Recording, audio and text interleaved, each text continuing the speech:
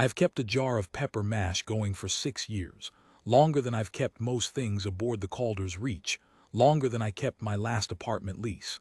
It started as a habit from my mother's kitchen: crushed peppers, salt, patience, and a glass jar turned twice a day until the ferment ran hot and sour and good. I never thought of it as anything but supper. Bioscan officer Yara Dalm thought differently. She found it during a routine cargo sweep 11 days out from Varen's shelf. She held the jar up to the galley's day cycle lighting, turning it slow the way her people turn over anything they don't trust yet, and told me the scanner had returned 31 distinct alkaloid markers and a restricted handling flag. I told her it was lunch. She told me lunch did not register 31 alkaloid markers on a standard bioscan. We went back and forth on it for the better part of an hour before she sealed the jar in the amber glass containment locker outside the galley, tagged it restricted, unclassified organic compound, Quartermaster H. Vance, and logged it. I let her have the win. It was easier than the paperwork. I made do with the ship's standard ration paste for a month and didn't think about it again, except to grumble at the locker every time I walked past it on the way to the mess hall. The amber glass caught the day cycle light at a certain hour every cycle, and for about 10 minutes a day my own jar sat there glowing like something on display in a museum case, which I found funnier each time than the last. The Tovish run their ships the way they run everything, by cataloging first and acting second. Dalm wasn't unkind about it. She simply could not let an unlabeled compound sit loose on a vessel she was responsible for, any more than she could let an airlock sit unsealed. I'd worked alongside her for 2 tours by then.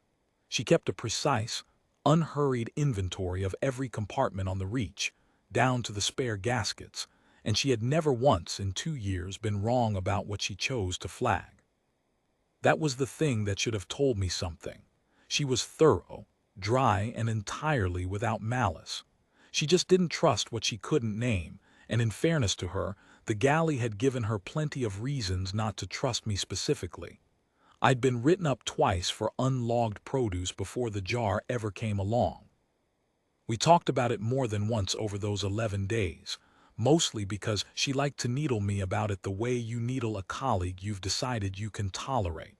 She'd ask, perfectly straight-faced, whether the compound required a permit renewal. I'd tell her it required a spoon. Neither of us budged, and I think we both liked it that way more than either of us would have admitted. We were 3 days into the Varen's shelf survey when the cargo bay took a breach. It wasn't dramatic. No alarm screaming, no hull glowing red on a display somewhere. A seal on the aft loading ramp had been compromised by debris kicked up during the last sample retrieval, and something had ridden the pressure differential in through the gap before the automatic patches sealed it. By the time anyone noticed, it was already loose among the cargo racks. The hask doesn't look like much at first. That's the trouble with it. It's a pale, segmented thing, low to the ground, moving in a slow, unhurried ripple that looks almost gentle until you understand what the ripple is doing, testing the air for warmth, for moisture, for anything organic worth feeding on. Varen's shelf was lousy with them, deep in the rock fissures where the survey teams hadn't planned to go. One had apparently planned different. I heard about it the way everyone on a working ship hears about a problem, second-hand, from someone moving fast in the corridor outside the galley. Dalm came through a minute later, calm in the particular way her species gets calm right before something goes badly wrong, and told me cargo bay 2 was sealed off. 2 crew were trapped on the wrong side of a jammed inner door, and ship security's chemical countermeasures, the standard irritant canisters every vessel carries, had failed to so much as slow the thing down. It doesn't register pain the way the canisters are calibrated for, she said. Its membrane reads heat and chemical gradient, not impact. I asked her what would register. She didn't have an answer. That was the part that told me how bad it actually was. Dalm always had an answer. I thought about the locker outside the galley for exactly as long as it took me to walk there. I'm not going to pretend I had some grand theory worked out in my head. I knew 3 things. I knew the husk's outer membrane was built to read fine chemical gradients in the air, the same way a man's eyes water near a hot stove before he's burned anything. I knew 31 alkaloid markers was not a number you got from black pepper and patience alone. 6 years of ferment does something to a compound that a fresh batch never will. And I knew the jar was the only thing on this ship anybody had ever bothered to flag as dangerous.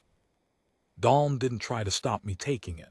I think by then she'd run out of better ideas too.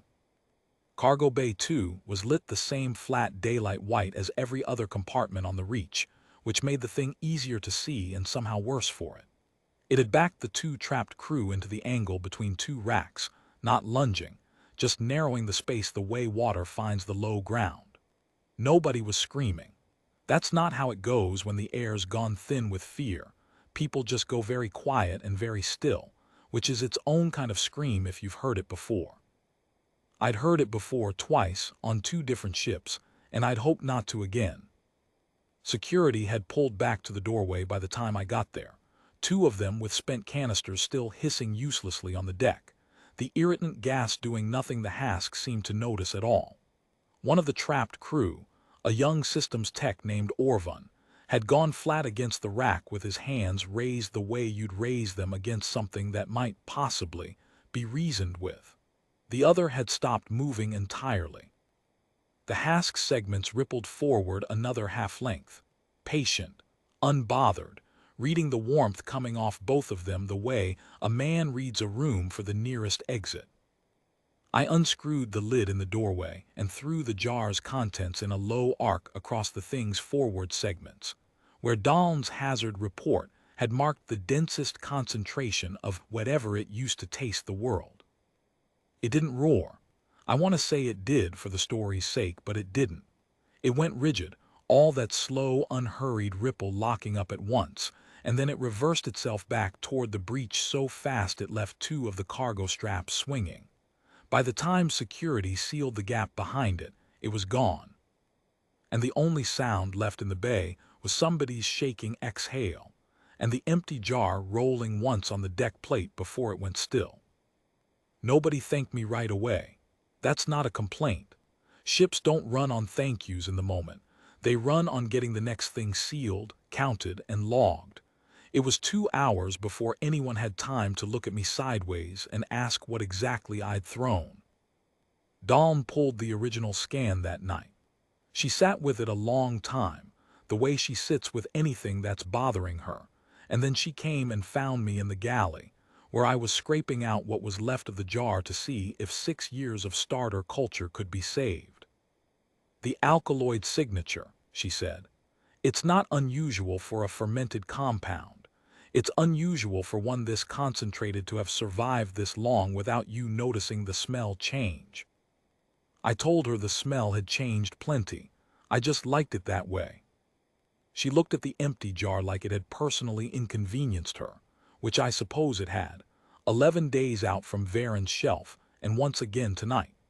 Then she said the thing that mattered, which was that the same compound dense enough to trip a standard bioscan as unclassified and restricted was, in concentration, corrosive to whatever the husk used to read a room. Nobody on the design teams back home had thought to test a 6-year ferment against a species nobody back home had ever cataloged. There was no reason they would have. I quarantined it because I couldn't name what it was, she said. And it turned out to be exactly as dangerous as you thought, I said, just not to us. She didn't laugh.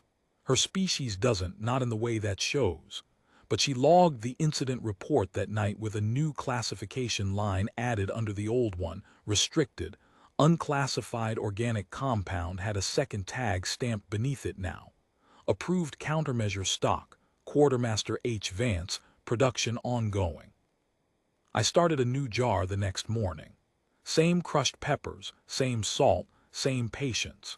It'll be 6 years again before it's worth much to anyone but me, and I told Dawn as much, standing in the galley with the new batch turning slow under the day cycle light. She told me she'd have a containment locker ready when it was.